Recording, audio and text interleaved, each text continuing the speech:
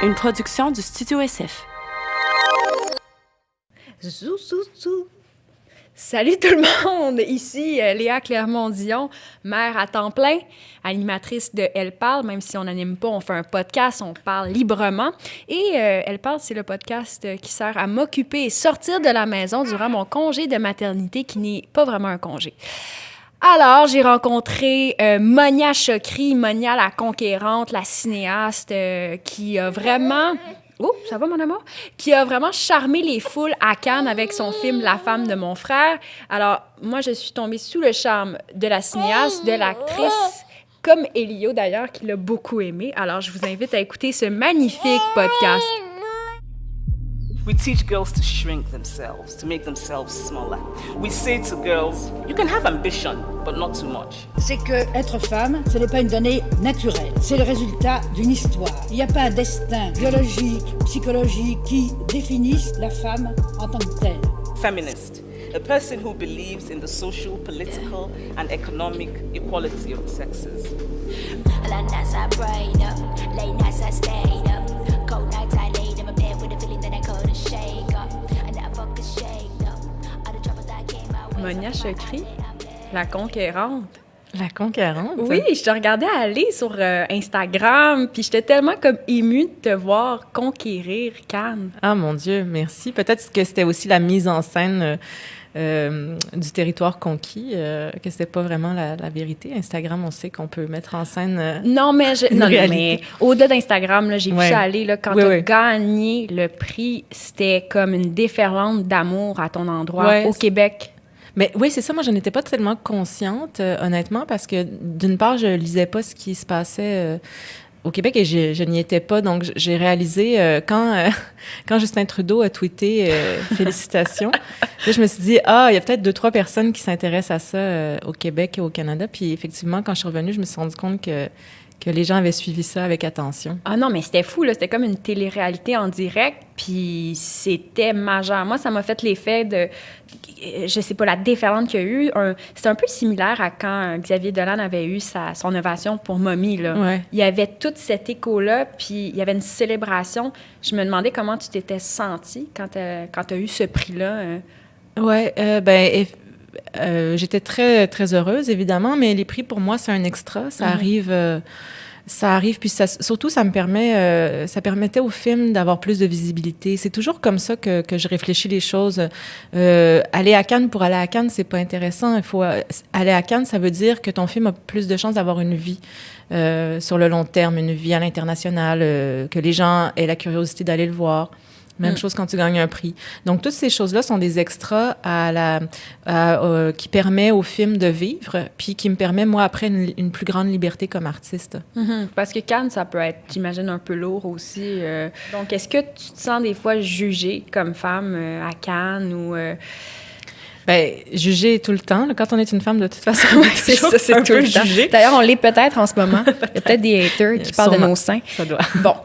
Mais moi, j'ai eu 2 expériences à Cannes, celle d'être actrice puis celle d'être cinéaste. Puis pour moi, ça change énormément de choses d'y aller comme cinéaste. Quand on est actrice, on est un peu au bas de l'échelle à Cannes parce qu'on est les demandeurs d'emploi, là, tu sais. Puis il y a quelque chose dans l'ordre de la séduction aussi. Puis on est beaucoup jugé sur ce qu'on porte, sur ce dont on a l'air. Sur nos sourires. Donc, il y a une pression énorme sur notre minceur. Il y a une pression énorme qui vient avec le principe d'être actrice à Cannes.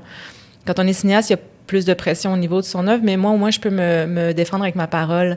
Et ça a changé énormément de choses dans le regard que les autres portent sur moi et sur celui que je porte sur le Festival de Cannes, par exemple. J'ai l'impression que j'avais beaucoup plus ma place. Puis en plus d'être célébrée comme ça, de cette façon-là, de recevoir un prix de reconnaissance, ça a dû être comme un autre step, là. On est ailleurs. Oui, c'est sûr que ça a validé quelque chose.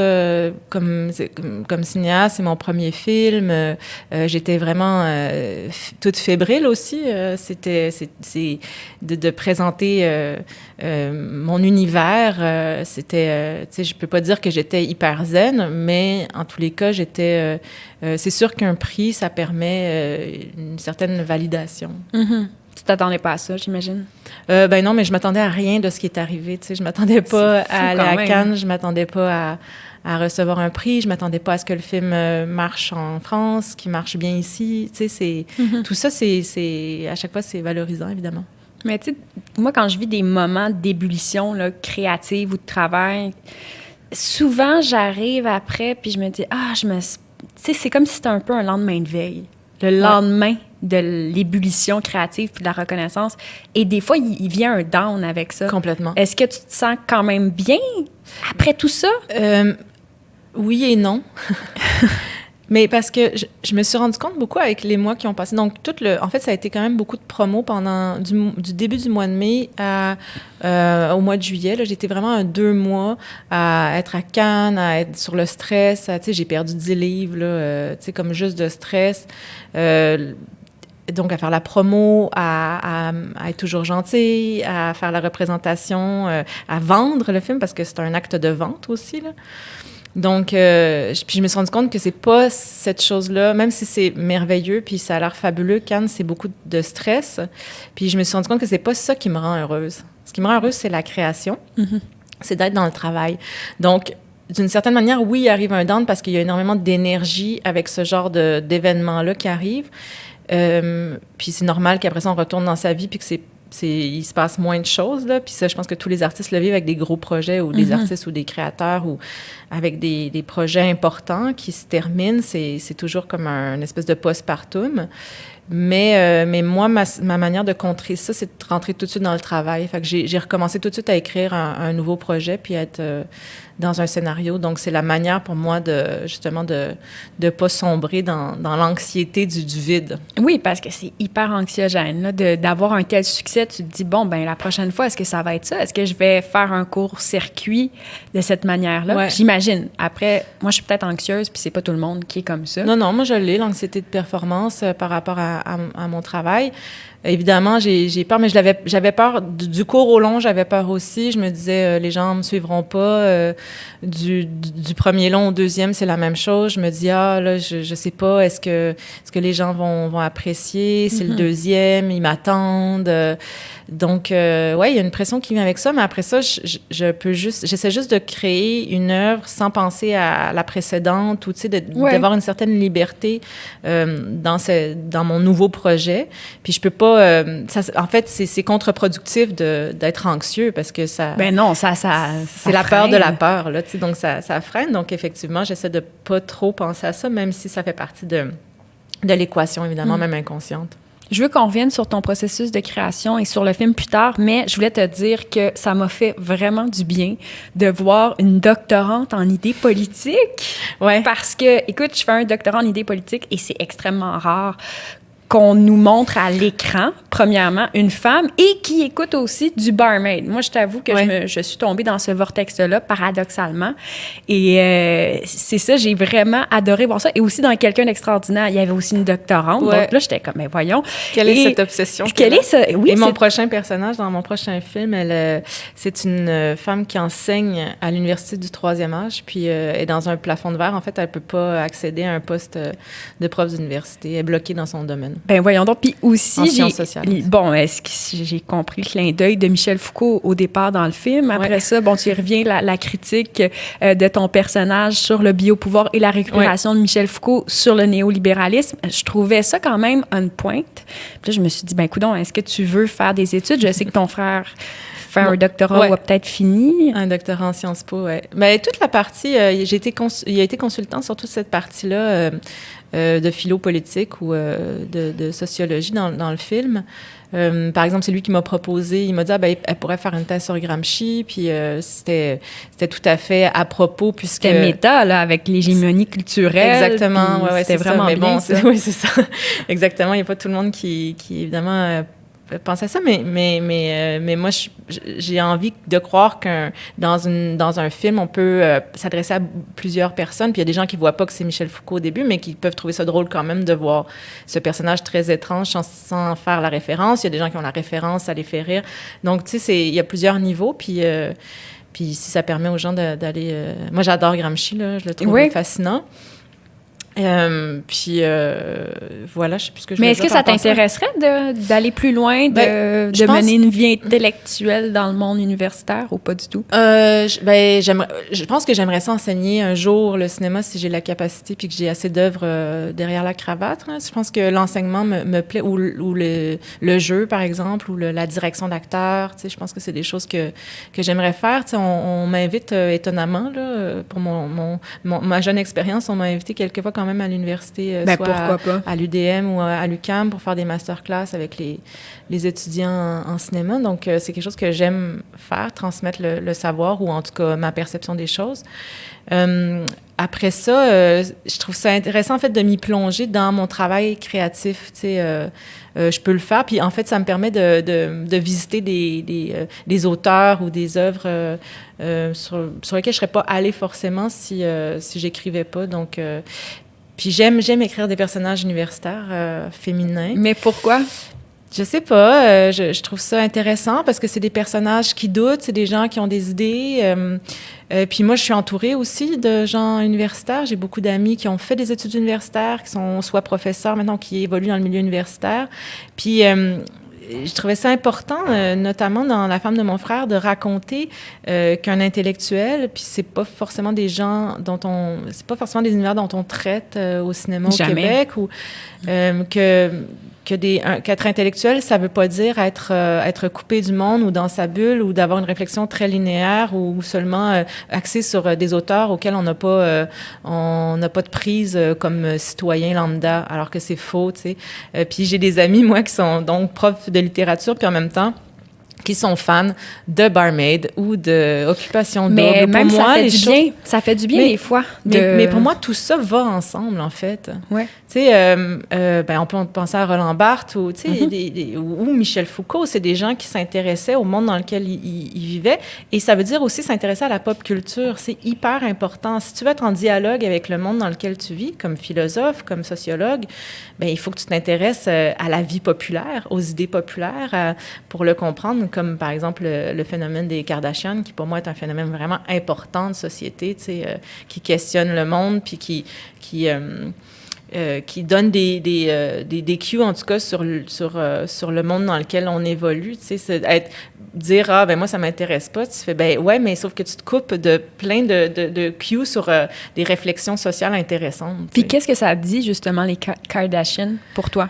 D'abord, mon Dieu, c'est complexe, mais pour moi, c'est de la mythologie contemporaine. Hein. J'ai vraiment l'impression qu'on va parler d'elle dans 1000 ans, dans les livres d'histoire. Oui? On va dire, ouais, parce qu'elles sont hyper influentes. Là. Kim Kardashian, c'est une des femmes les plus... Oui, si on se rend là.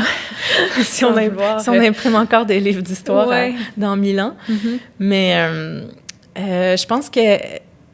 cette obsession du corps. En fait, il y a quelque chose de paradoxal chez elle, à la fois de présenter quelque chose que moi, je trouve quand même questionnable sur l'empowerment. Là. Elles en parlent beaucoup sur la prise de pouvoir au féminin. C'est comme ça qu'elles se présentent. Okay. Puis en même temps, elles sont complètement victimes d'une... C'est du crypto-patriarcat, là, pour moi. Là. Tu sais, c'est comme... Elles sont à la fois objet, puis en même temps, objet et sujet. À la fois, elles sont mises en scène par leur mère. Elles sont en même temps, elles ont une prise sur l'image qu'elles présentent d'elles-mêmes, puis elles sont en je sais pas comment dire, c'est très étrange. En même temps, est-ce qu'elles sont libres? Je sais pas, tu sais, je les suis pas, moi. J'ai pas vraiment d'idée de qui elles sont, mais... Est-ce qu'elles sont libres? Je le sais pas. L'est-on? Puis, je trouve ça particulier quand on essaie de supposer de la liberté d'autrui. Ça, je trouve ça très condescendant, en fait, et la liberté des femmes surtout. Aussi, tu sais, c'est... à la fois, tu sais, es-tu plus libre qu'une femme qui porte le voile? J'ai pas envie de la juger, nécessairement, Kim Kardashian. Non. Mais en tout cas, en même temps, on dirait qu'elle est représentative de l'ère du vide. Mais je la connais pas, alors je peux pas dire. C'est quelqu'un qui a... En fait, c'est les premiers, vraiment, après Paris Hilton, à avoir fait un marché ou une business du rien, en fait, tu sais, pour moi, c'est comme un peu de l'aristocratie, tu sais. J'ai l'impression que c'était ça à l'époque de Louis XIV. Du capitalisme sauvage, peut-être. Parce qu'il y a une aristocratie. Si, certainement. Tu sais, c'est comme un peu nos nouveaux rois et reines. Complètement. Non, mais j'imagine qu'à l'époque, je sais pas, à Louis XIV, j'imagine qu'il y avait des gens qui venaient dans les villes relater ce qui se passait au château, tu sais. On raconte la royauté, tu sais, comme on raconte d'ailleurs la royauté en Angleterre, où il y a une espèce de fascination sur le pouvoir. Mais dû aux réseaux sociaux, parce que finalement, elle a eu sa reconnaissance sociale par des likes. Est-ce que c'est ça ou... Ouais. Je pense. Je sais pas. Ou la chirurgie esthétique. Non, mais c'est vraiment par... En tout cas, il y a un phénomène qui est très intéressant avec elle, c'est que moi, dans mon film, j'ai un extrait des Kardashian, mais qui date de presque 10 ans, puis une photo aussi d'elle dans la pharmacie, à un moment donné, qu'on voit. Et ça a été un enfer sur Terre de trouver des images libres de droit. Parce qu'au départ, je voulais leur télé-réalité qui est Putting Up with the Kardashians. Télé a accepté, mais la production ne voulait pas. La production, donc, c'est sa mère. C'est leur mère, Kris Jenner. Et donc elle n'a pas accepté. Donc, il a fallu que je digue vraiment dans Internet pour trouver des extraits libres de droit. Mais ça m'a fasciné à quel point elles sont bombardées de photographes. Elles sont photographiées sans arrêt. Elles font un marché de ça. En fait, c'est leur business, leur image. Et elles le contrôlent à 100%. C'est quand même fascinant. C'est vraiment difficile de trouver. C'est fascinant, mais moi, je t'avoue que ça me déprime. Ça me déprime un peu. Ben après ça... Pas toi, non? Ben, je sais pas. Moi, après ça, je pense que s'il n'y a pas Kim Kardashian, il y aurait quelqu'un d'autre. Okay. Tu sais, ça a toujours été... Je sais... Je me questionne là-dessus. Tu sais, est-ce que c'est un phénomène nouveau ou bien ça fait juste se transformer? Je pense que moi, ce qui est important, c'est qu'à travers ça, il y a aussi des mouvements d'avancement des femmes, tu sais, qui permettent de pas avoir que ça comme modèle, tu sais. Après ça, il y a des gens qui vont chercher chez elles des choses qui peut-être sont positives aussi. Tu sais, c'est complexe. Je pense qu'elle veut devenir avocate aussi, elle a dit ça. Ouais, je sais pas. À voir, à suivre. À suivre. Mais, et les barmaids, elle? Ouais. Ben en fait, barmaid... Parce que juste pour situer les gens qui nous écoutent, dans le film La femme de mon frère, il y a un extrait où la protagoniste écoute Barmaid. Oui, c'est son frère, en fait. Elle dort sur ses genoux, mais il est en train d'écouter Barmaid. Je te dis, moi, quand j'ai vu ça, j'étais comme, c'est moi. C'est moi le soir. Oui, mais c'est nous tous, en fait. Là, je connais pas. Moi, j'écoute énormément de télé-réalité. Je suis énormément... Toi aussi? Je suis énormément influencée par la télé-réalité dans mon travail d'auteur. Et moi aussi. Oui, j'adore L'amour est dans le prix, j'adore... Ah, ça, j'aime pas ça, par contre. Ah non? Moi, je trouve ça tellement... pas vraiment écouté, en fait. Moi, je trouve ça ultra touchant. Je trouve que c'est la seule télé-réalité où il y a un vrai souci des candidats, c'est-à-dire ils trouvent vraiment l'amour. Il y a plein d'enfants qui sont nés de ces unions-là. C'est vrai? Elles sont au degré 0 de l'ironie, c'est-à-dire, tu sais, il y a quelque chose de... C'est rigolo, quand même. Ben, il y a quelque chose de très touchant. Vraiment, là, tu sais, ça m'enlève un peu de noir sur le cœur quand je les regarde évoluer dans leur ferme. Y a-tu du heavy metal dans mes écouteurs ou j'entends quelque chose? Ah non, c'est pas ça. Un genre d'aspirateur. OK, je pensais qu'il y avait du heavy metal dans les écouteurs. Mais Barmaid, Barmaid, moi, j'ai trouvé ça extraordinaire. J'ai adoré ça. J'ai aimé. Moi, j'ai mis Barmaid spécifiquement parce que je trouve que Barmaid, là, on est dans un degré de télé-réalité extrêmement violent sur les femmes. OK. Puis sur l'être humain en général. Parce que la seule fonction de Barmaid, c'est de rire de ces filles-là. C'est-à-dire que ces femmes-là s'inscrivent... ça s'appelle Barmaid, déjà. Tu sais, ça a quelque chose d'un peu connoté, tu sais, dégradant, je sais pas, mais en tout cas... mais moi, je me suis attachée, sincèrement, à ces filles-là, puis je riais pas tout le temps. Ouais. Au début, je riais, je l'avoue, peut-être par mesquinerie, mépris. Puis là, tout d'un coup, je me suis attachée. Oui, mais sauf que, parce que tu as un grand cœur, mais c'est quand même, la mise en scène n'est pas faite pour que tu t'attaches. Il y a de la musique un peu dégradante, des fois, si elle dit quelque chose de niaiseux, il va y avoir un petit poum-poum, de musique un peu pour appuyer sa niaiserie. Donc, je trouvais que... Là, il y avait une critique. Il y avait une espèce de paradoxe puis de tristesse dans ces femmes-là qui se sont inscrites et qui, donc, elles rêvent, j'imagine, d'être connues par ça ou d'avoir une espèce de rampe de lancement de je ne sais quoi. Puis d'ailleurs, elles sont pas très... Non, il y a pas je sais pas, sont suite. très actives, mais moi, je les vois pas, tu sais, médiatiquement. Mais Mais tu vois, moi, j'ai vu l'une des filles de Barmaid participer à un vidéoclip des Anticipateurs et j'ai eu un malaise parce que les Anticipateurs, c'est une joke, là. Je sais pas si tu connais le band de rap, là. Mais en tout cas, on s'entend que c'est de l'ironie puis c'est de la satire, mais je pense pas que Marilyn de Barmaid a réalisé que c'était une satire d'elle-même dans le clip. Ah, tu sais. ouais, c'est Ça m'a rendu mal à l'aise, je l'avoue. Je trouve, puis la manière dont je sais pas, moi, je trouvais qu'il y avait quelque chose de vraiment dégradant je trouvais ça Mais trash, pourquoi là. ton personnage l'écoute, alors? Ben, parce que ça nous fascine. Tu sais, moi, quand je tombe dessus, je vais le regarder quand même. Il y a quelque chose de... Dans le rapport à la télé-réalité, il y a quelque chose quand même de l'ordre du malsain. Là. Tu sais, on est là pour observer des gens. Puis ce qu'on veut, c'est du drame. C'est la même chose d'Occupation Double. Les candidats qui sont trop gentils et qui sont en amour, ils nous intéressent pas. Ceux qu'on veut, c'est ceux qui sont fous, qui... Puis des fois, on aime haïr aussi. Moi, je me trouve Billy, là, dans mon salon, là, tu sais, très intimidatrice, là, tu sais, je me passe des commentaires, je suis comme, ben voyons, je suis bien violente. Puis on dirait que je carbure à ça. Je trouve ça assez particulier comme parce mécanisme. que c'est la nourriture de la télé-réalité, là. Quand on voit là, je regardais Mais tu pourrais faire un doc sur ça. Tu pourrais faire une thèse de doc là-dessus. Il n'y en a pas, en fait, je pense même. Il y a pas beaucoup de théoriciens qui se sont c'est penchés que les sur la television télé-réalité, studies, c'est beaucoup dans les cultural studies. Puis des fois, on dirait que ça passe à côté du truc. Je sais pas, j'ai lu des trucs sur Lost, mais c'est pas des télé-réalités, mais sur des séries, mais il faudrait. Sûrement qu'il y en a. Tu sais, mais je trouve vraiment que quand même que les femmes en prennent beaucoup sur la gueule dans la télé-réalité. Tu pourrais faire une analyse féministe. Housewives, là, les Housewives of je sais pas quoi, là, il y en a plein là, de variations, là, Beverly Hills. C'est drôle, hein, quand ça sort Orange du Québec, County, moi, ça me parle pas. Il faut que ça soit au Québec, on dirait. Je suis très locale. T'es très locale dans tes stars, dans tes personnalités publiques. Voilà, on veut un pays. J'aimerais ça un peu qu'on revienne à ton parcours parce que je te connais très peu et on m'a dit que tu venais de Québec. Oui, c'est vrai. On m'a dit que tu as tes informateurs. étudié. Mes informateurs secrets m'ont dit que tu as étudié à Saint-Charles-Garnier. Non, c'est faux. C'est faux? Non, je suis une enfant du système public. OK, d'accord. Rochebelle. Informateur secret et renvoyé. Ben ouais. Qui me fait une réputation de petite fille en habit. Donc, école publique, parents syndicalistes artistes? Oui, ma mère syndicaliste, mon père peintre, ouais.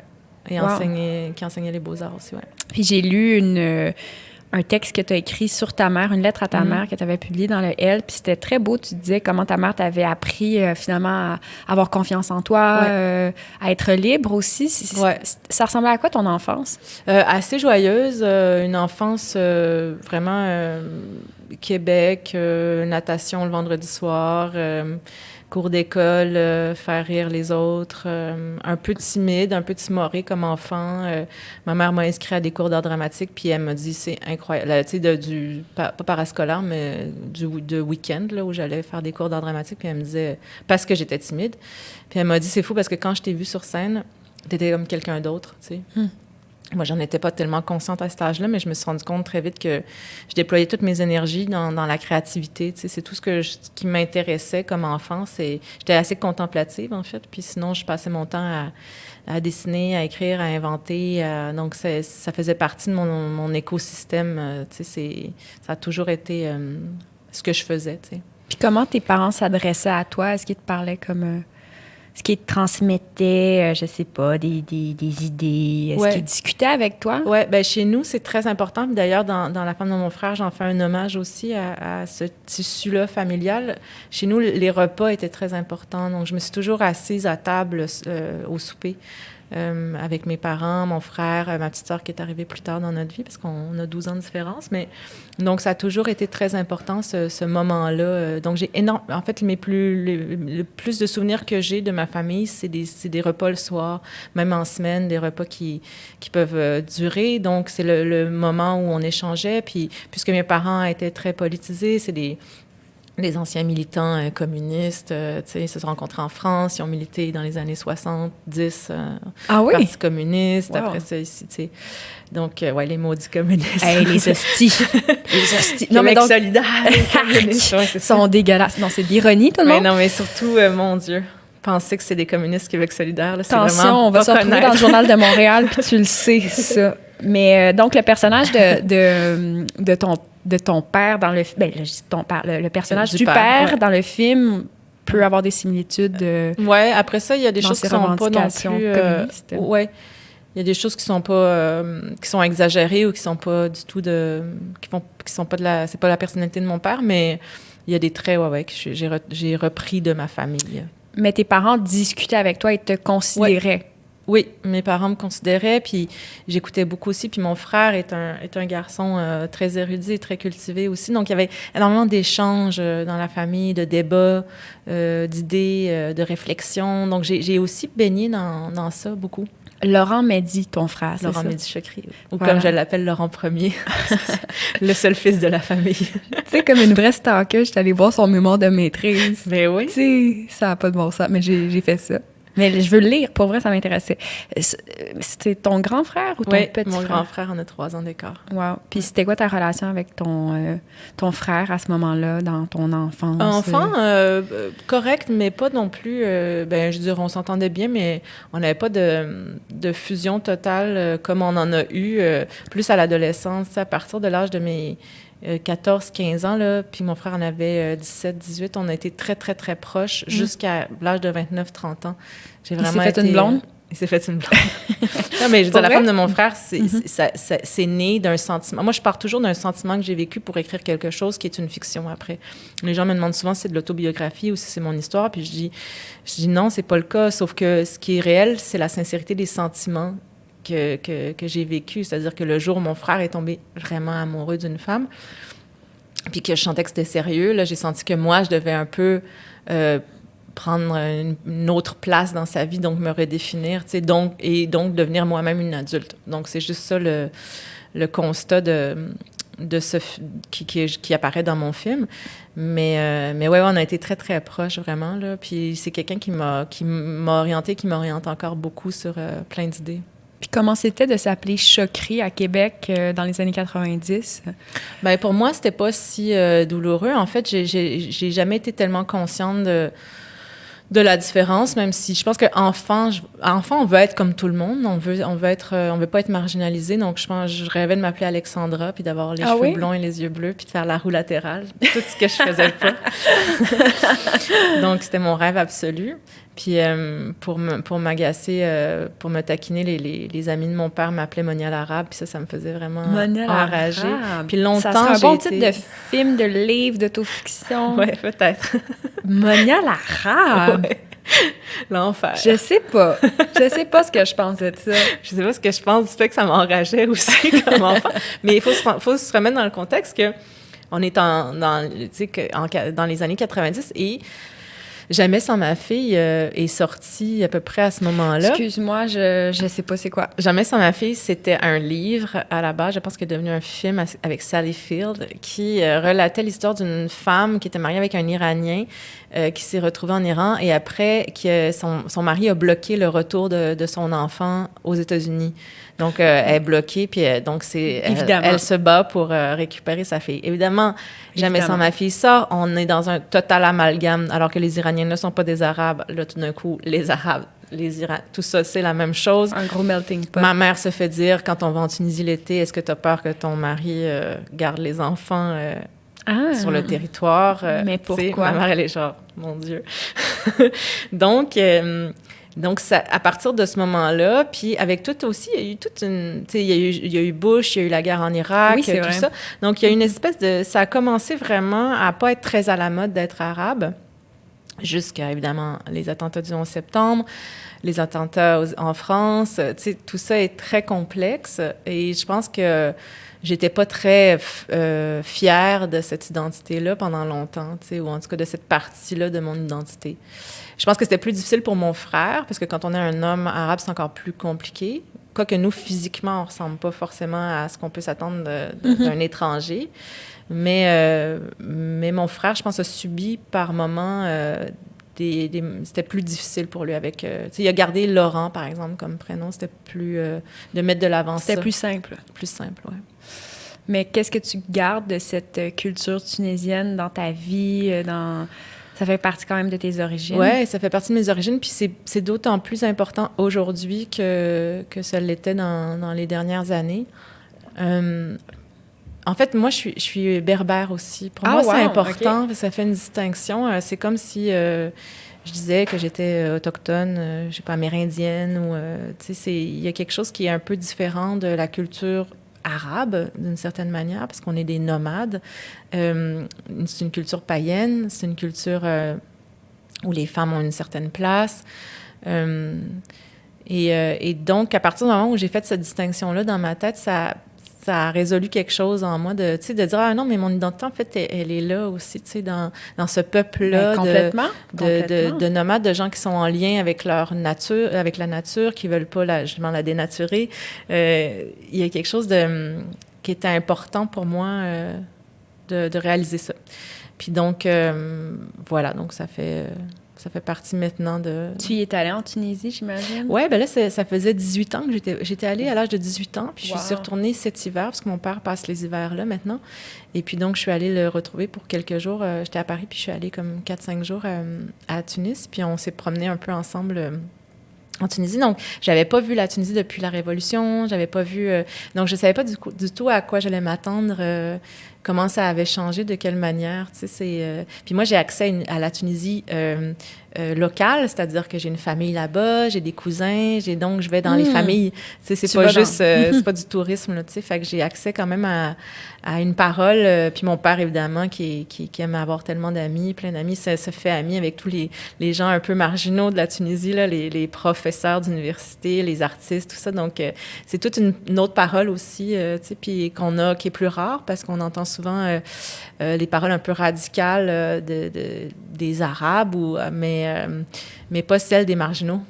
Bien, justement, j'ai une correspondante, en fait, tunisienne qui s'appelle Cham Abdi, qui est une féministe, poétesse, qui s'est beaucoup impliquée dans le mouvement étudiant et d'autres mouvements sociaux. Et elle est super intéressante. En tout cas, la prochaine fois que tu vas à Tunis, je pense que tu pourrais bien t'entendre. Et elle étudie en philo, justement, et... elle est très fan, genre, du cinéma, style à la Dolan, etc. Je pense que tu pourrais bien t'entendre avec elle.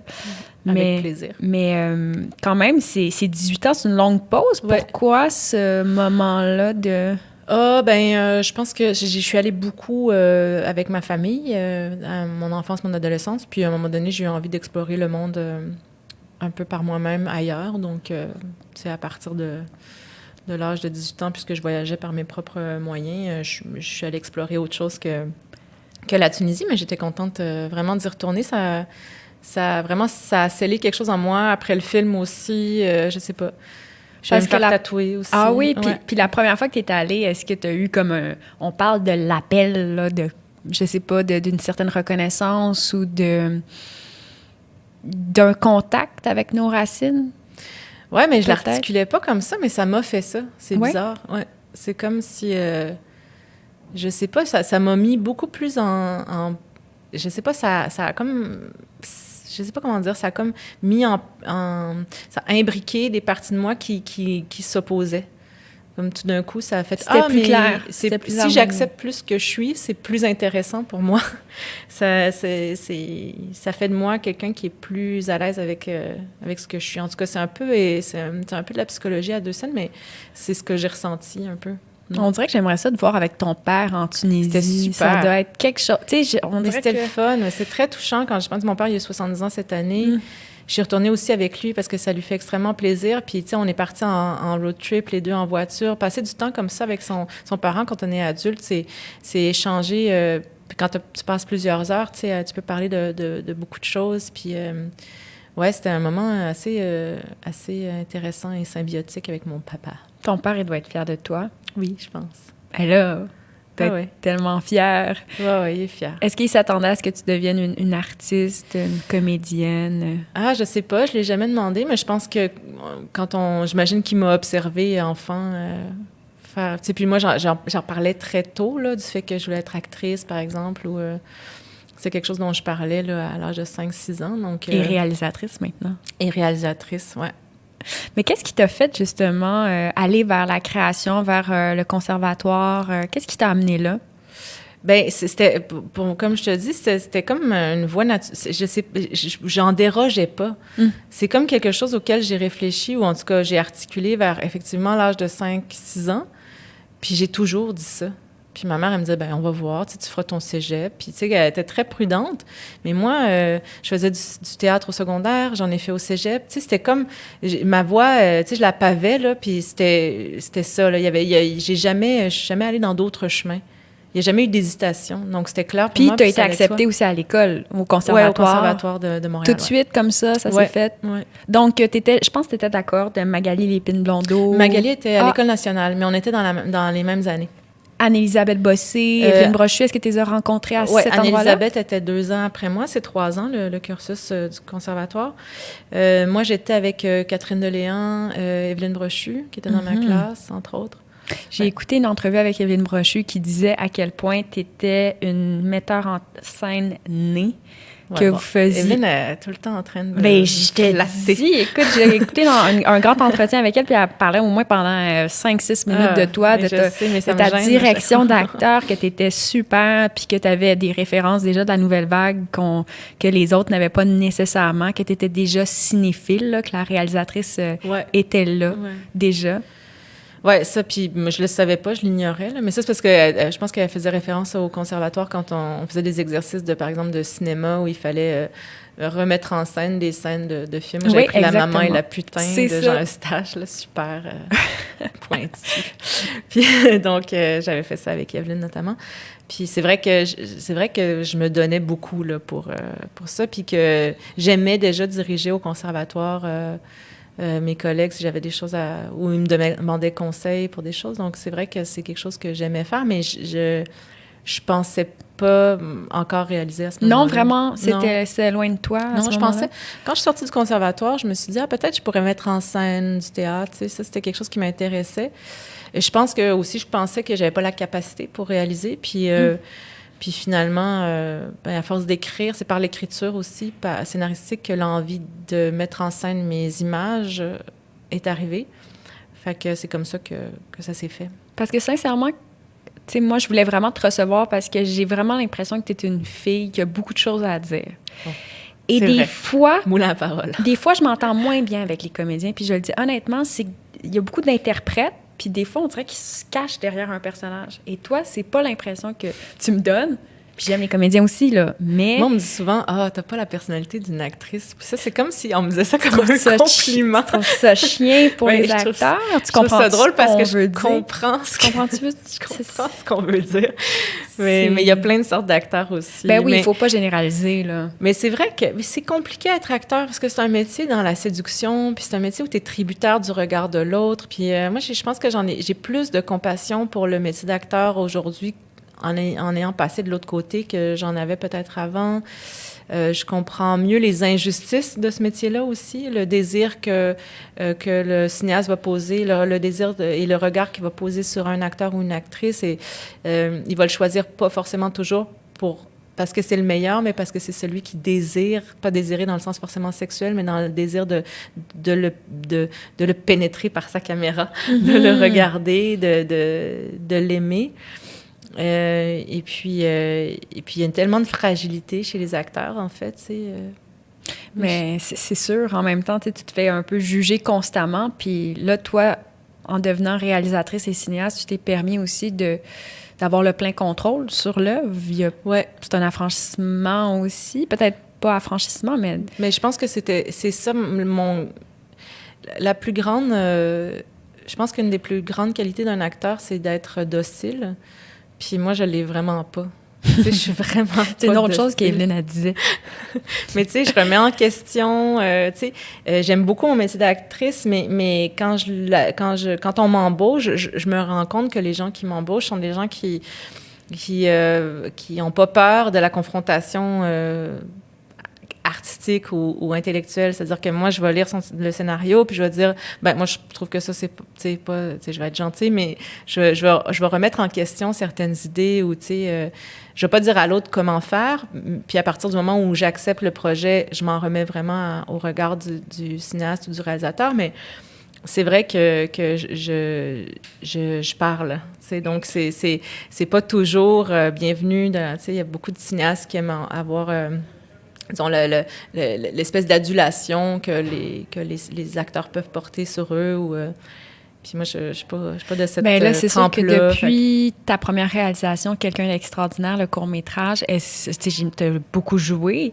Peut-être que tu as eu des moments où tu t'es dit « Hey, ce réalisateur-là, là, il dirige vraiment mal. » Pourquoi je m'embarque C'est là-dedans? bien Ça doit être certain. vraiment chiant. Genre, ça Mais doit être angoissant. Ça doit être difficile de te laisser aller après ça quand tu vois le réal qui fait n'importe quoi. Oui, après ça, pour moi, ça devient des vacances quand je joue maintenant. Là. C'est moins... donc, j'essaie de pas... Puis, c'est ma grande liberté aujourd'hui, c'est d'avoir l'arme de l'écriture et de la réalisation, parce que ça me permet aussi de moins accepter de projets. Comme actrice. Donc ceux que j'accepte sont ceux auxquels je crois à 100%. Ou en des tout cas, projets 90. qui t'ont fait honte, là, que t'as dit « Oh my j'en ai God. » plein. Ah ouais, que t'es comme moi. Fallait Plein, payer je vous les nommerai l'hypothèque. pas. Ah! Ouais. Extrait. Tu sais, ça, Extrait. t'aimes ça? Ça, t'aimes ça? Ça fait partie des choses que t'as Ça, eues. c'est-tu dégueulasse ou c'est super? Non, mais il y en a plein. Mais... Non, j'allais pas dire la majorité, c'est l'enfer. Mais je te dirais que les projets auxquels je crois à 100%, ça arrive à peu C'est près à rare. tous les 5-10 ans. Pas plus. Les amours imaginaires, Ouais. tu y croyais? Ouais. À 100%? Les amours, Laurence Anyways. Là, tu sais, je veux dire tout ça auquel je crois. Comme ça, vous allez pouvoir Oui, déduire. c'est ça. OK, le CV Non, non. maintenant. Alors? Non, mais cela dit, il y a énormément de gens avec qui j'ai aimé travailler aussi. Robin Aubert, Éric Morin, avec qui j'ai fait Nous sommes Gold. J'ai pas vu Nous sommes Gold, j'ai pas eu le temps de le voir, Ben, malheureusement. c'est pas Il grave. a été en salle pas longtemps. Pas longtemps, non. C'est très dommage. Compte tes blessures de Morgane Simon, j'ai beaucoup aimé ça.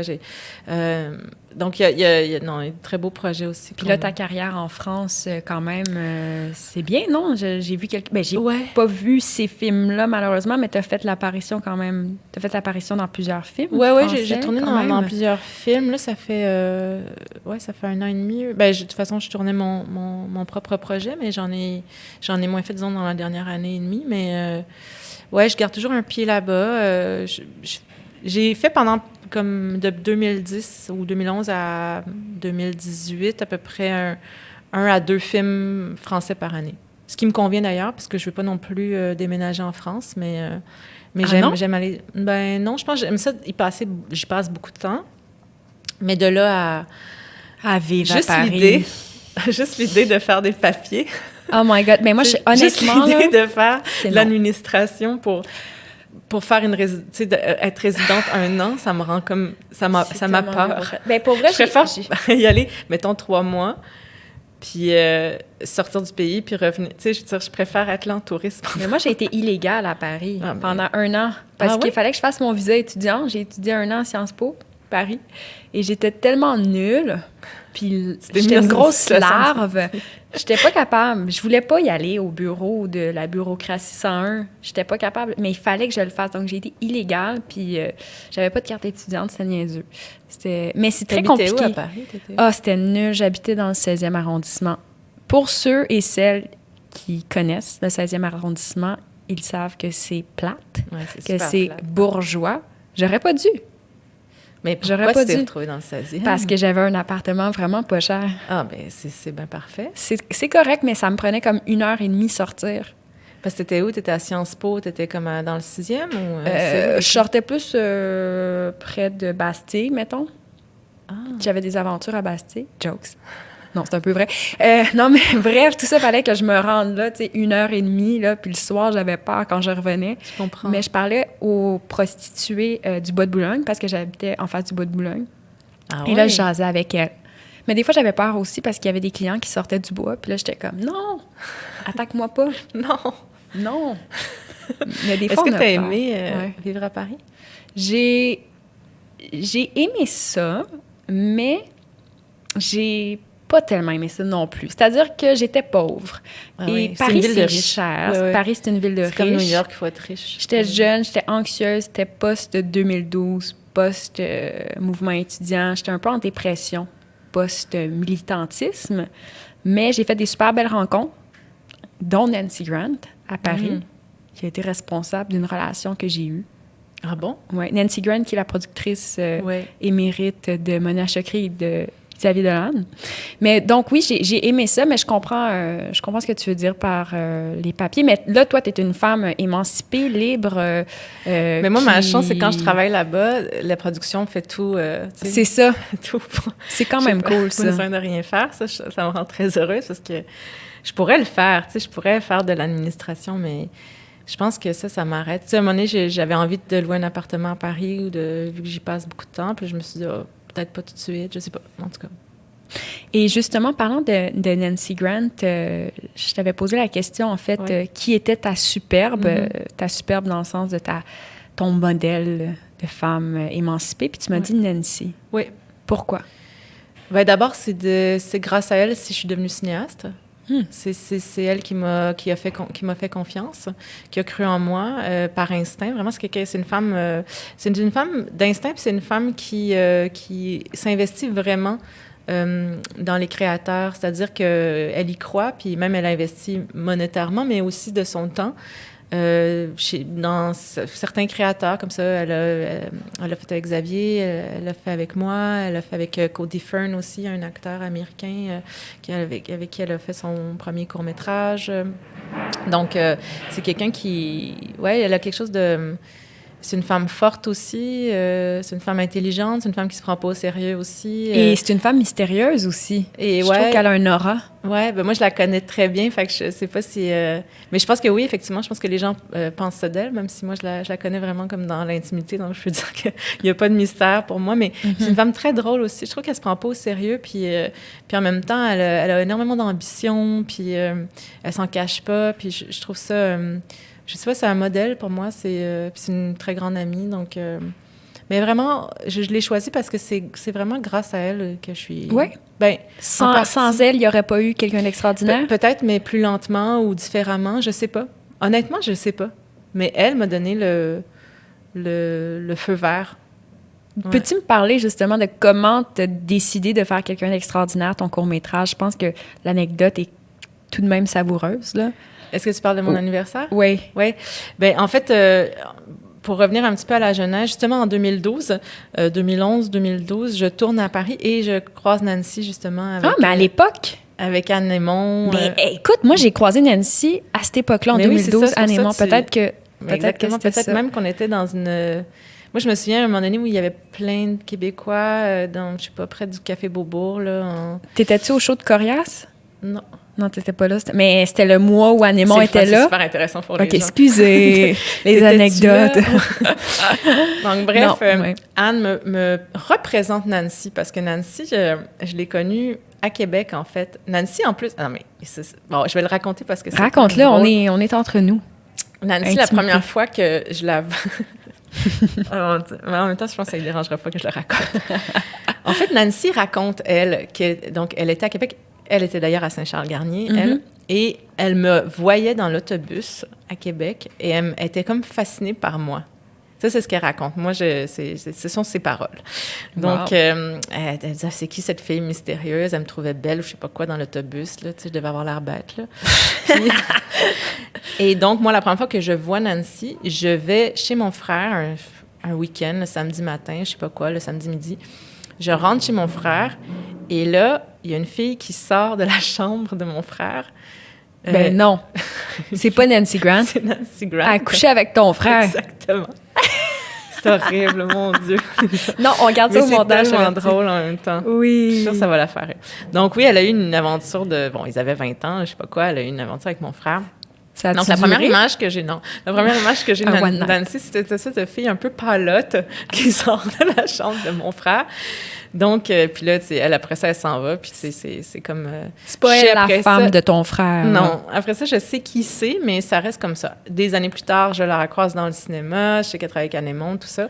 Et puis donc, on se croise à Paris, puis là, je lui dis, je suis avec Anne, tout ça, on discute, puis je fais, je suis en train d'écrire un long métrage, puis j'écrivais sur l'infidélité au féminin à l'époque. Je voulais écrire un long métrage là-dessus, une espèce de film choral que j'ai commencé à écrire, puis elle était super intéressée. Elle m'a dit, moi, ça m'intéresse, j'aimerais ça suivre ton travail.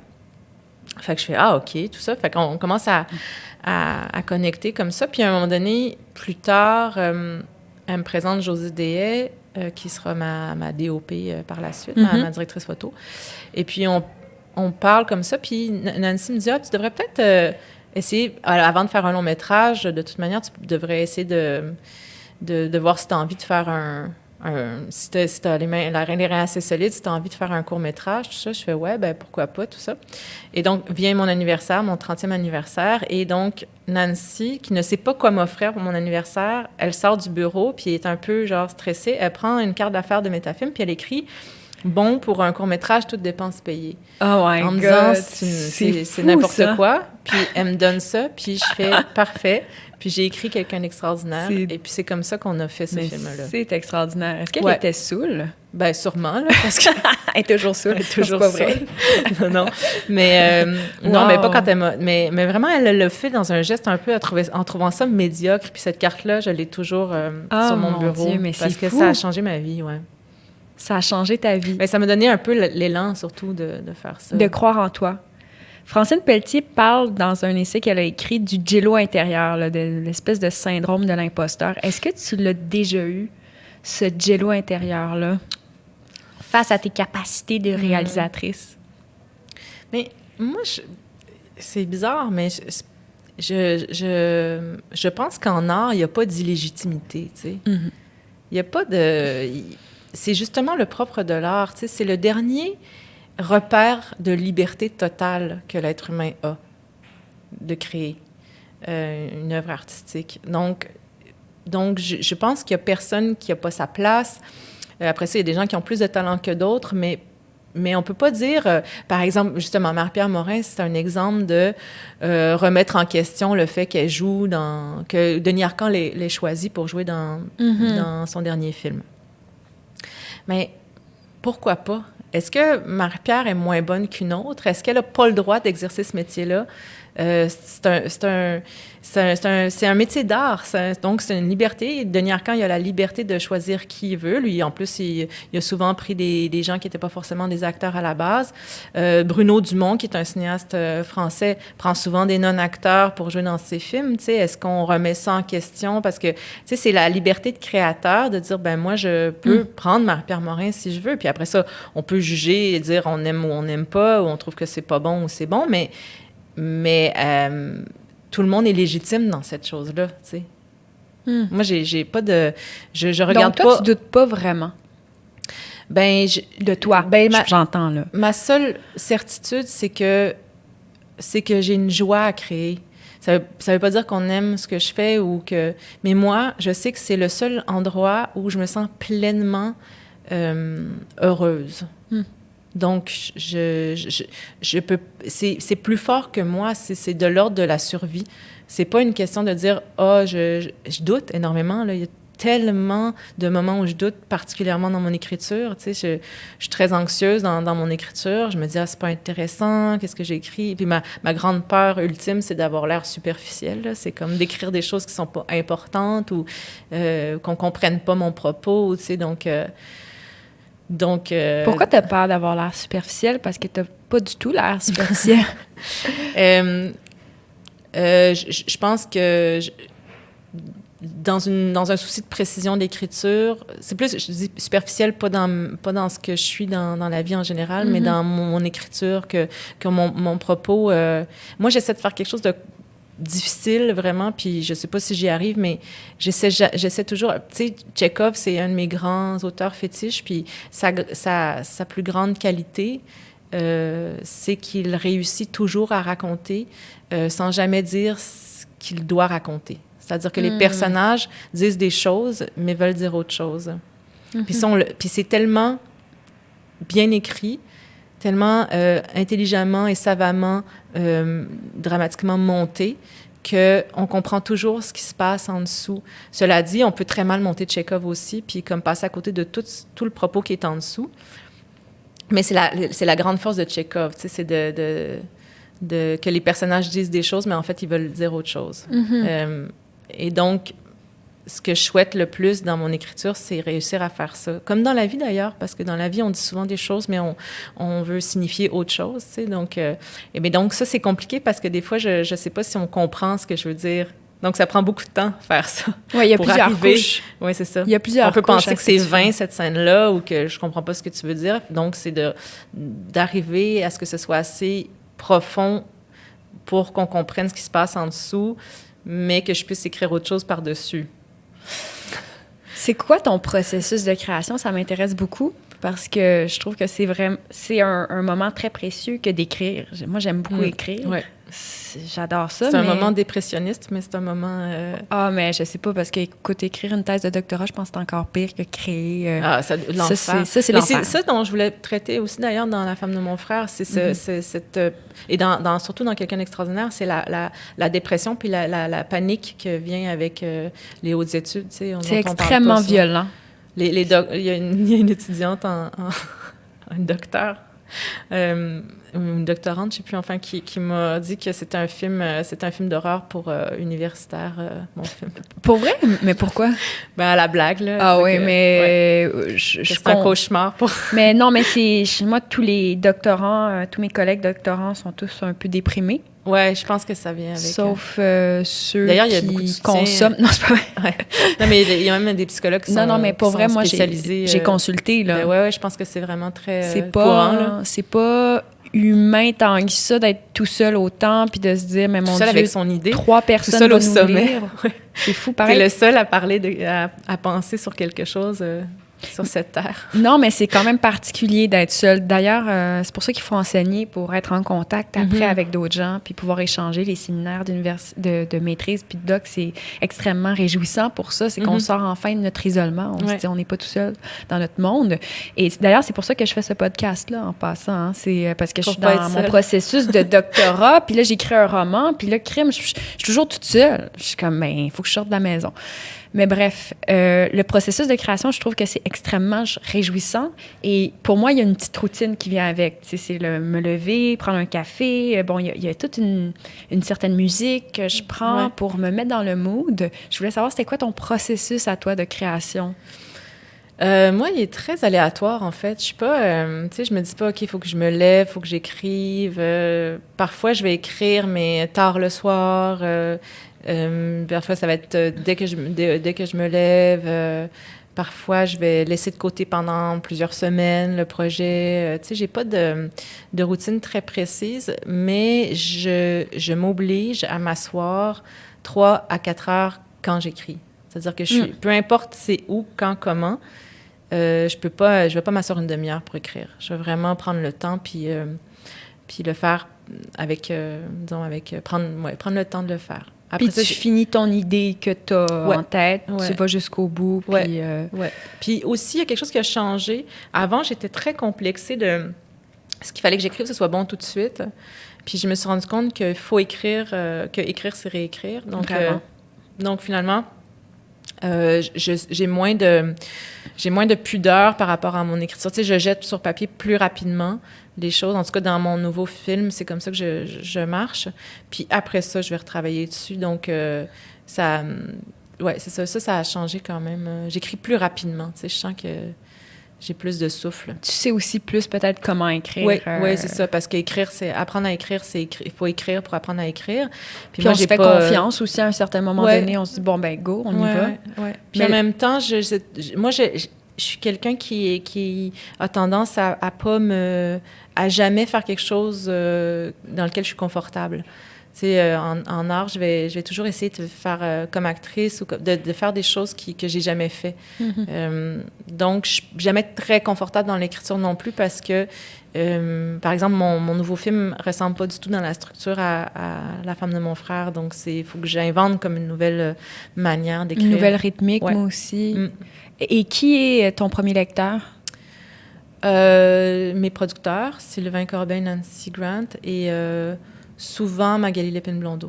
Ah oui? Oui, très, très bonne lectrice de scénario. Mais d'ailleurs, parlant de Magali, on dirait que les amis, l'amitié, c'est important pour toi. Tu as l'air Ouais. d'être une fille bien entourée. Ouais, je suis très, très, très loyale à mes amis. Ouais, hein? Ouais. C'est quoi la place de tes amis dans ta vie? Extrêmement important. Moi, je suis la lourde qui aime appeler, qui aime parler au téléphone, qui texte. Tu sais, Moi aussi, je suis de même. Moi, j'aime ça. Puis, tu sais, puis si on me texte, je vais répondre C'est très rare que ça prend plus qu'une heure. Tu sais, je suis là.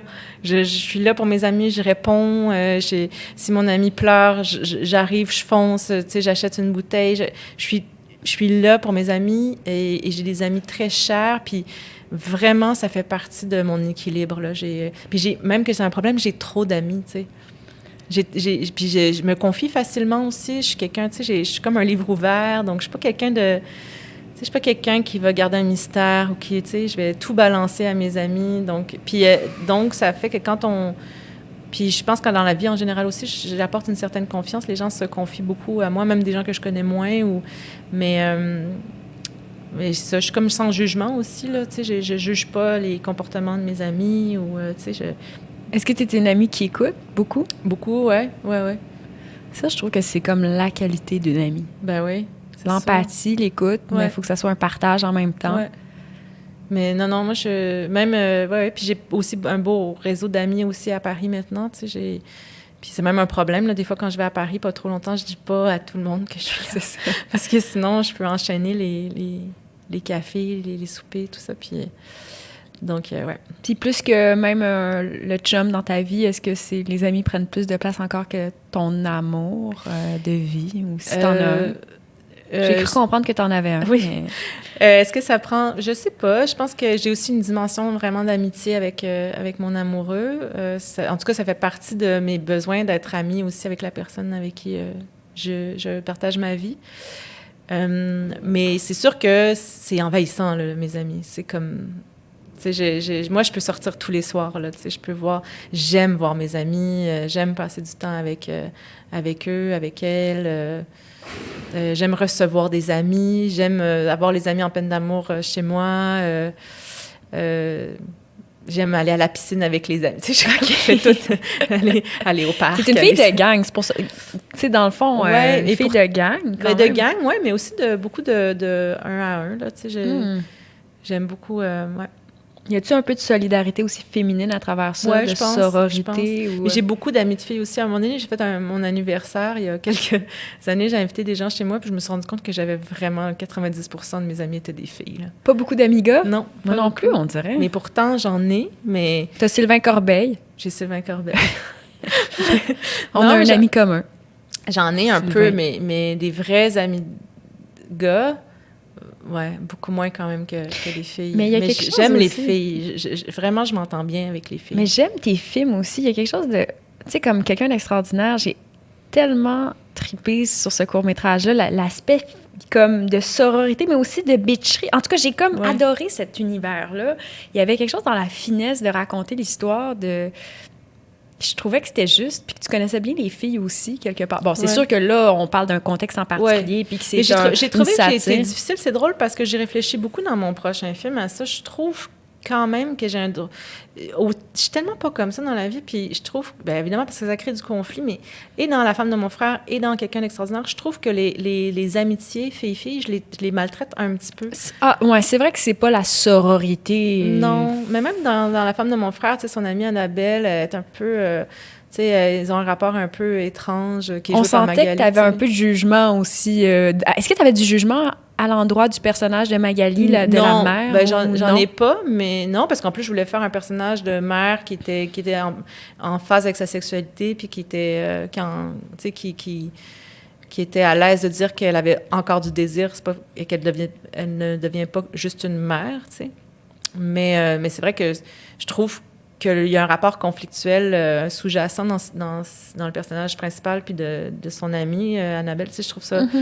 Là, je me questionne beaucoup. Puis dans mon prochain film, il y a une amitié encore entre deux filles. Puis j'essaie d'être plus près de ce que je pense vraiment des relations filles-filles.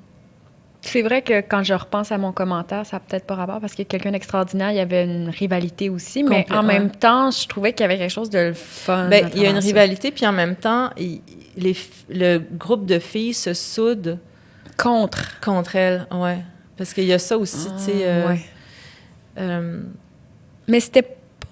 Tu sais, dans le sens de l'histoire, ça marchait aussi, tu sais, je veux dire. Ouais. Non, mais après ça marchait. Une histoire, là. Ouais. Non, c'est ça. Mais là, c'est ça. J'aimerais quand même, parce que il y a un court-métrage que j'aime beaucoup, puis après ça, il a fait un long-métrage. C'est Xavier Legrand qui a écrit un film qui s'appelle Jusqu'à la garde. Ça, c'est son long-métrage, mais Avant que de tout perdre, je pense que c'était son court-métrage. Mm-hmm.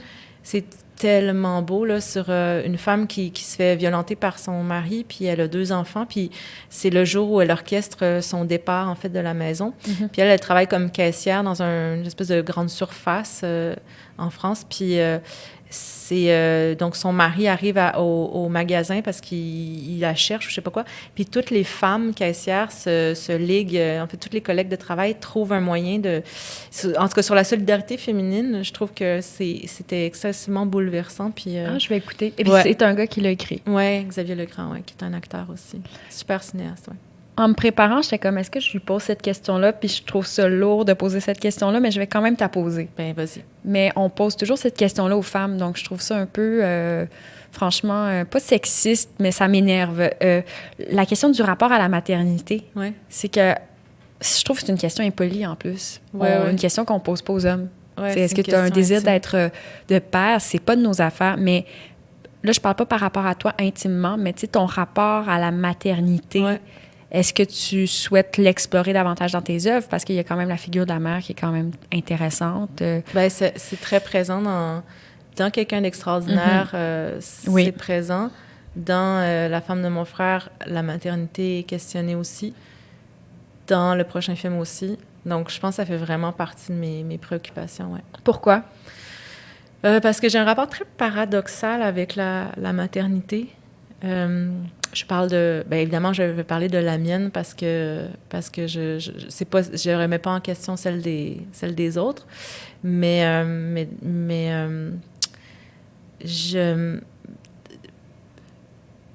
moi, j'ai jamais ressenti cette chose-là que les femmes ou que des amis autour de moi ont pu témoigner là, c'est-à-dire cette envie viscérale de faire un enfant. Tu sais, je sais pas comment le décrire, tu sais, de dire ça comme si ça les prenait au ventre, au cœur, ou comme si c'était vital, je sais pas, ouais.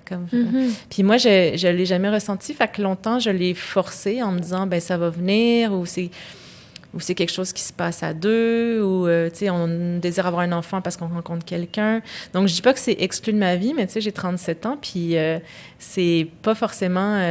je pense qu'avec le fait que je crée aussi tu sais, que procréer, c'est le même... ça vient du même fond, là, tu sais. Donc, je pense qu'il y a quelque chose qui me comble aussi dans l'écriture. Après ça, mon problème, je pense, majeur aussi avec la maternité, c'est que j'ai quand même l'impression que qu'il y a eu énormément de luttes qui se sont faites sociales. Donc, les femmes, depuis les années 60, quelques temps avant, ont acquis une plus grande place dans la société, dans le travail, plus d'équité, droit à l'avortement, qui est toujours parfois remis en question, mais quand même, en tout cas dans la société occidentale, il y a quand même des avancées sur les rapports hommes-femmes, mais j'ai quand même l'impression que dans l'intimité, puis dans la vie privée, il y a encore beaucoup de chemin à faire dans les rapports. Et je pense que la maternité, c'est un moment qui témoigne énormément de ça. Bon, évidemment, on parle souvent de la charge mentale. Là. C'est comme un sujet qui est à la mode, mais ça veut dire quelque chose... L'injonction aussi à la maternité. L'injonction à la maternité, que si tu veux pas d'enfant ou si t'en fais pas, t'es une mauvaise femme ou t'es comme égoïste ou tu le t'es une ressens-tu, sous-femme. Tu sais, Julie Le Breton, elle disait ça dans un article dernièrement que t'es comme une sous-femme. Ben non, parce que moi, je suis encore au moment où on me demande si je veux des enfants. Puis c'est pas exclu de ma tête puis de ma vie, mais si je fais des enfants, il faut que ce soit pour les bonnes raisons.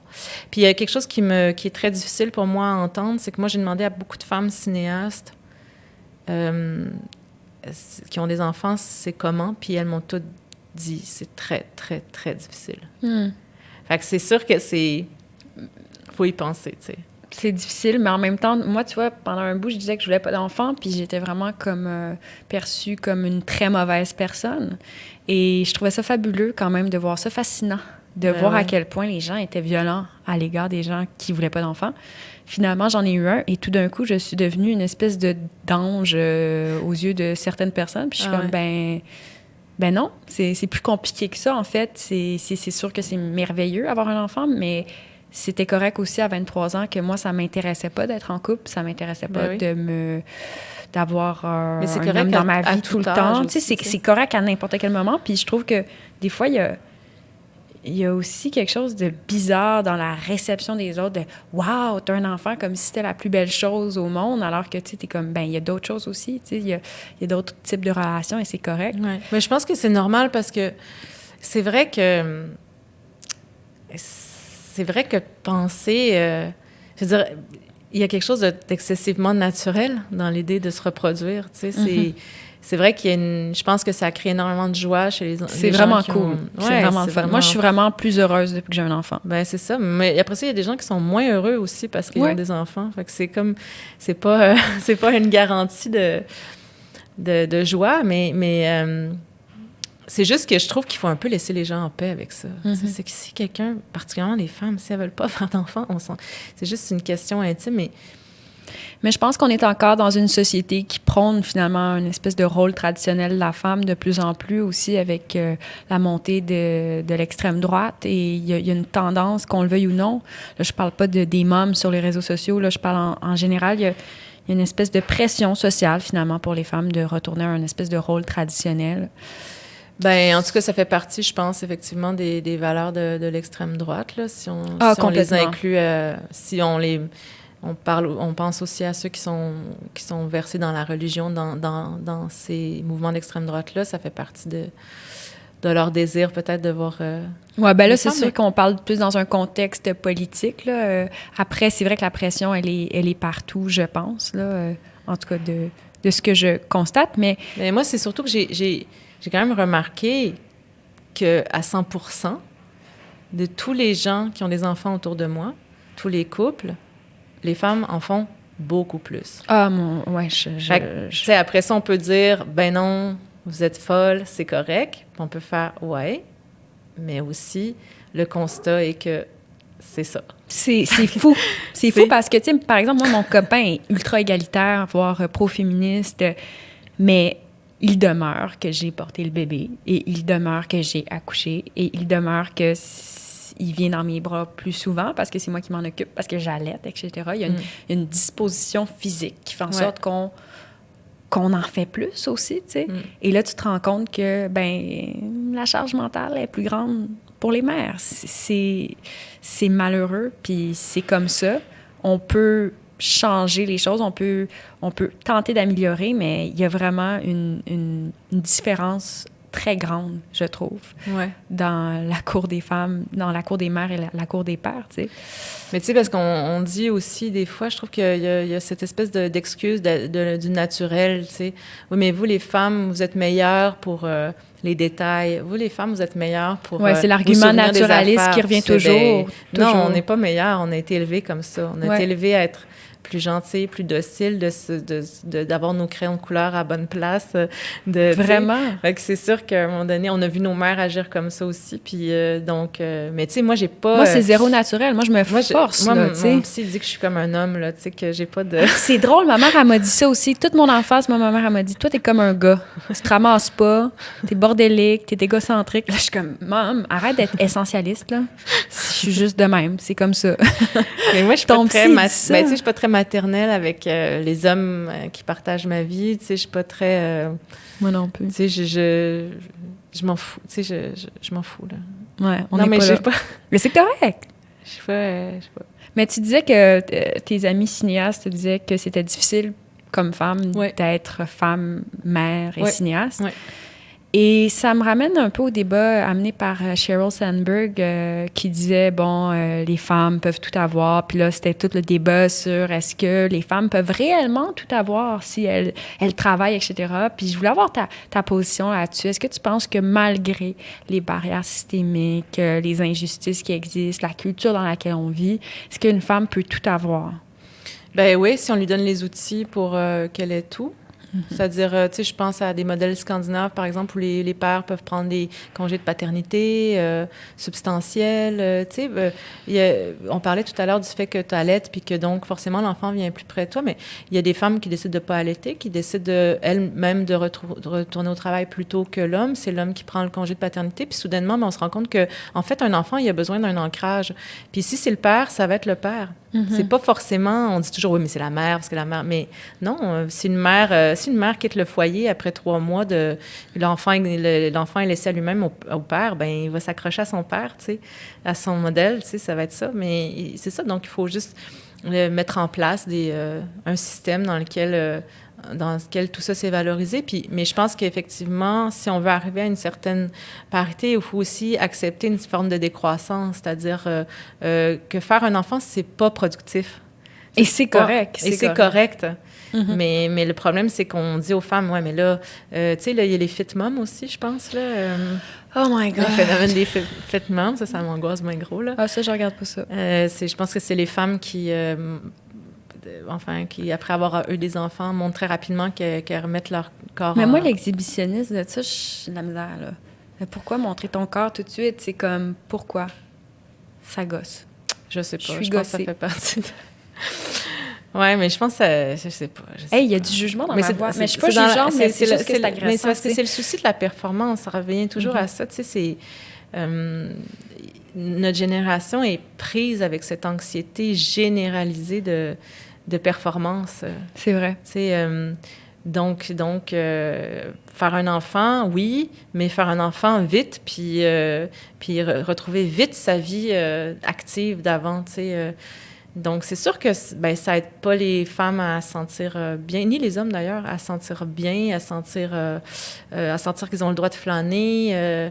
Tu sais, moi, comme je pense que la création est aussi un acte antiproductif, donc un acte anticapitaliste, tu sais, je pense que... L'espace de liberté. Ouais. On pourrait retourner à Arendt aussi. Puis, oui, tout à fait. Puis, moi, je crois beaucoup qu'on peut regarder le plafond, que c'est important. Parfois, juste... À ne pas confondre avec le plafond de verre. Non, parce que il faut mais juste se coucher sur son lit. C'est drôle que tu dises ça. Ça résonne beaucoup chez moi parce que je suis tellement hyper active puis je me sens tout le temps coupable quand je fais rien. Je sais, ça paraît dans... Tu sais, je suis sûre que tu es coupable. Oui. Tu dois être coupable d'être dans ton podcast là en disant « je fais pas quelque chose d'autre ». Non, ça par contre, ça c'est le fun. Ça, j'ai vraiment du plaisir. Mais je veux dire, tu fais un podcast, tu écris un livre, tu écris ta thèse. Ouais. Mais moi, je suis dans l'urgence. Tu fais toujours l'émission? Non, ça suffit. Mais tu sais, c'est beaucoup de choses pour une seule. Tu as fait un enfant. Oui, mais je le sais, mais j'ai cette tendance hyper active, puis je suis comme, relax, arrête. Mon chum, il dit, t'es pas capable de rien faire. Mais là, je me demande, est-ce que je suis juste asservie au capitalisme sauvage ou je suis hyper active? Peut-être les deux. Peut-être les deux, mais en même temps, je pense que tu t'aimes réfléchir aussi. Donc mais pour vrai, si je suis ici, c'est parce que j'avais vraiment le goût de sortir de la maison. Puis là, c'est comme la troisième fois que mon enfant se fait garder. Puis je l'adore, mon enfant. Il est magnifique, je l'aime, je suis vraiment en amour avec. Là, c'est le temps des questions en rafale. Oui. Ça, c'était un petit bruit pour introduire le segment. Et là, j'ai un iPad, je me sens tellement adulte, alors je regarde...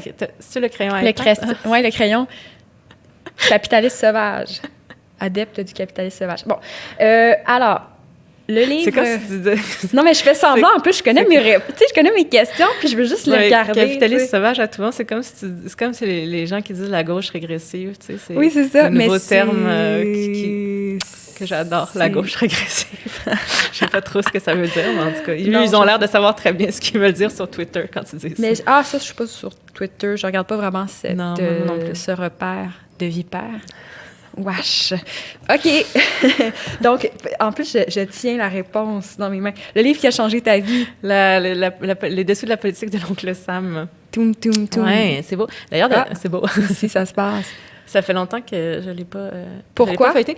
Mais parce que ça fait quand même longtemps que je l'ai lu. Mais je me souviens que ça m'avait créé une vive impression. D'ailleurs, je pense que c'est le premier livre de Chomsky que je lisais. Puis c'est genre mon frère qui m'a prêté ça. Tu devrais lire ça.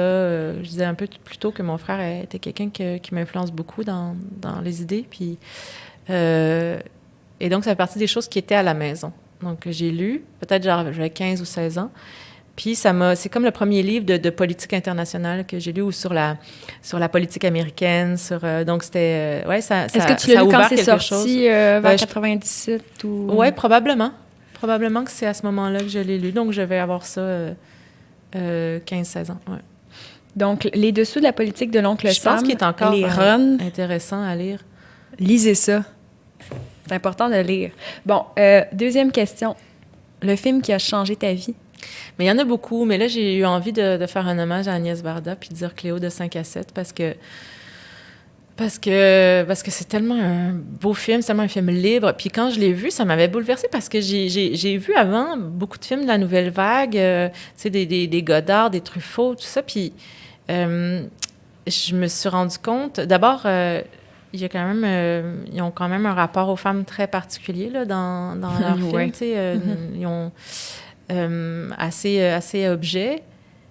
Alors que elle, Chloé, elle est libre. Ah, mais complètement. Parce que je l'ai revue cette semaine, je me suis dit, je vais l'écouter, puis elle est libre. Oui, elle est vraiment libre. Puis elle est coquine. Puis... Mais elle va mourir, tu sais, c'est ça, son destin. Oui, puis Varda... je trouve qu'elle a fait des prouesses de mise en scène puis de montage qui ont été un peu récupérées, ou en tout cas, qui étaient... Je trouve qu'on lui a donné moins d'importance dans les chefs de file de la Nouvelle Vague qu'elle aurait dû en avoir. Puis probablement parce que c'était une femme. Là, je vais me faire tuer dans ton podcast parce que ça fait 800 fois que je dis que les femmes... je sais pas quoi, là, mais je pense vraiment arrêtez que... de nous suivre. Bon, le Red Pill, ça, c'est des antiféministes, là. Ah oui, je connais pas. En tout cas, tu veux pas savoir c'est quoi. Non, mais en même temps, je peux concevoir. Puis c'est drôle parce que quand j'ai visionné le film, je me suis dit, il y a un parallèle à faire avec toi aussi. Quand j'ai la scène introductive de... Chloé de 5 à 7, c'est comme la scène du tarot, là. Oui. Puis là, t'as les cartes. Oui. Mais les génériques d'Agnès Varda sont toujours magnifiques. Mais c'est écœurant. Et là, j'ai vu comme une espèce de souci du détail, puis une espèce de souci de la mise en scène dans vraiment la chose, c'est très précis, c'est perfectionné, ça marche, c'est le fun, je sais pas comment le dire, c'est adorable. Et ça m'a fait penser un peu à ta mise en scène aussi. C'est très, très flatteur. Merci. Je pense qu'elle est quand même plus forte que moi, mais en tout cas, c'est une femme que j'admire énormément. J'aime aussi beaucoup Le Bonheur, que j'ai découvert. D'ailleurs, il y a un journaliste qui a dit que j'avais pompé complètement une scène au film Le Bonheur de Varda dans mon film, alors que je l'ai vu après avoir... Salopard. Après Cannes. Fait que c'est un salopard. Mais d'ailleurs, est-ce que les critiques t'affectent? Oui, ça peut m'affecter. Ben, en fait, c'est bizarre. Oui, puis non. Je pense que j'assume complètement le film que j'ai fait. Puis j'assume aussi les erreurs. Puis j'aime pas la gratuité, l'agressivité gratuite. Là. Il y a eu 2-3 critiques où je trouvais qu'il y avait des choses un peu de mauvaise foi. En France, je suppose? En France et ici. Ah oui? Oui. Quelqu'un, par exemple, qui remettait en question, qui a comme un peu dénigré mon prix, par exemple, à Cannes. C'est dans sa critique. Je trouvais que c'était hors contexte, hors sujet de parler de mon film. Tu sais, que t'aimes pas mon film, c'est une chose, mais dénigrer un peu le prix en disant que, finalement, parce que c'était ex-aequo, puis qu'il y avait tellement de prix qui avaient été donnés, c'était pas si important. Je trouvais que c'était vraiment vulgaire de sa part. OK. Non, ça, j'avoue. Mais ça, c'est le genre de choses que je trouve... pas vexante, mais en tout cas, pas à propos. Mais sinon, non, moi, j'accepte la critique. Je pense que ça fait partie de notre métier. Puis en même temps, mais ça m'intéresse pas tant que ça. Tu sais, je me rends compte que je lis jamais les critiques ou j'écoute jamais les critiques des autres projets, tu sais, des autres films, des autres pièces, des albums de musique. Tu sais, ça m'intéresse pas. Puis là, tout d'un coup, quand c'est mon film, il faudrait que, tu sais, je lise tout puis que ça affecte. Tu sais, je me dis, non, ça n'a aucun sens. Puis je ne crois ni aux gens qui disent que je suis un génie, puis ni aux gens qui disent que je suis médiocre, parce qu'il y a eu les deux.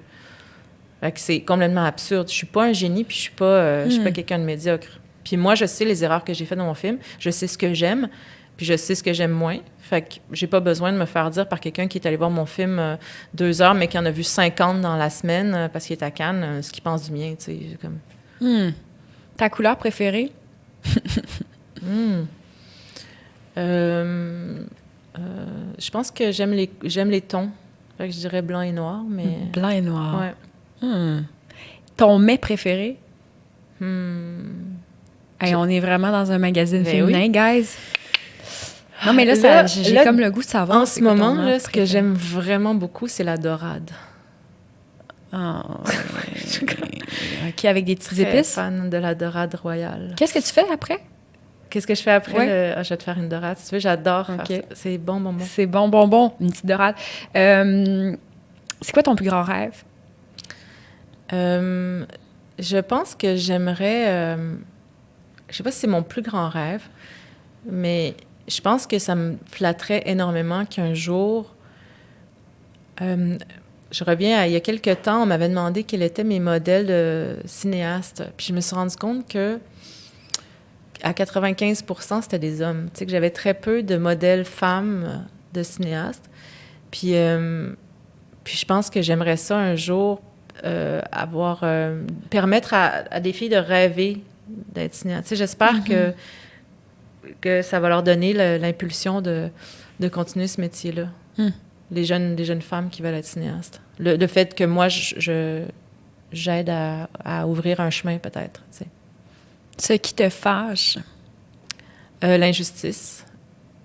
Lesquelles? Toutes les formes d'injustice. Tu sais, que quelqu'un dise quelque chose, par exemple, dans les jours, justement, là, les chroniqueurs d'opinion, là, puis qui vont, par exemple, je sais pas si on prend l'exemple de Safia Nolin, avec celle qui a écrit sur Safia Nolin, que je nommerai pas. Oui, cette personne-là, une personne pleine de... Non, mais je veux pas la nommer. Ouais.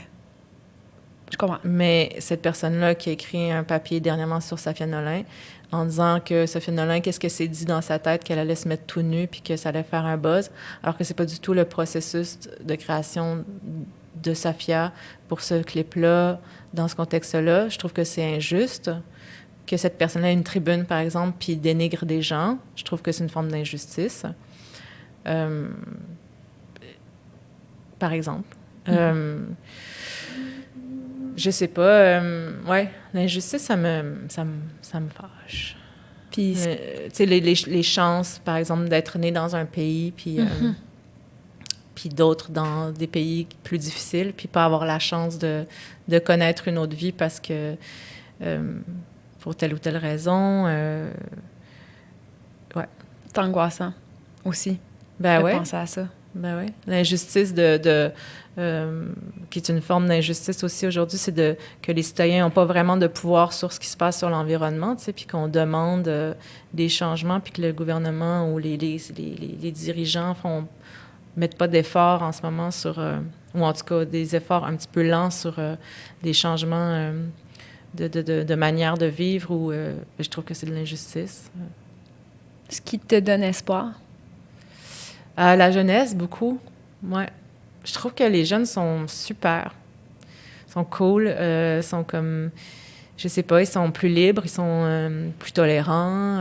Puis c'est ça qui est beau de la jeunesse, c'est qu'on essaie de pas retourner, de pas être rétrograde, puis de pas revenir à des valeurs anciennes. Puis je trouve vraiment que quand je parle à des gens plus jeunes, j'aime les gens plus jeunes. Tu sais, j'aime avoir des amis qui ont 19 ans, ou tu sais, j'ai comme 19 ans, ça, c'est très jeune. Oui, c'est jeune, mais c'est le fun. Tu sais, moi, j'ai des amis, ou dans mon milieu, là, surtout, mais qui ont 18, 19 ans, puis j'aime parler avec eux, j'aime échanger, je trouve ça intéressant, je les trouve ambitieux, je trouve qu'ils sont consciencieux de l'environnement notamment, mais des rapports hommes-femmes, je trouve que les gars sont plus libres, tout le rapport au non-genre aussi, tu sais, non-genré, tu sais, je trouve que c'est... c'est inspirant quand même. J'ai beaucoup espoir en la jeunesse. Ben merci beaucoup, Monia. Ça fait plaisir. D'avoir accepté de me parler. Ça fait plaisir. Merci, Léa. Merci.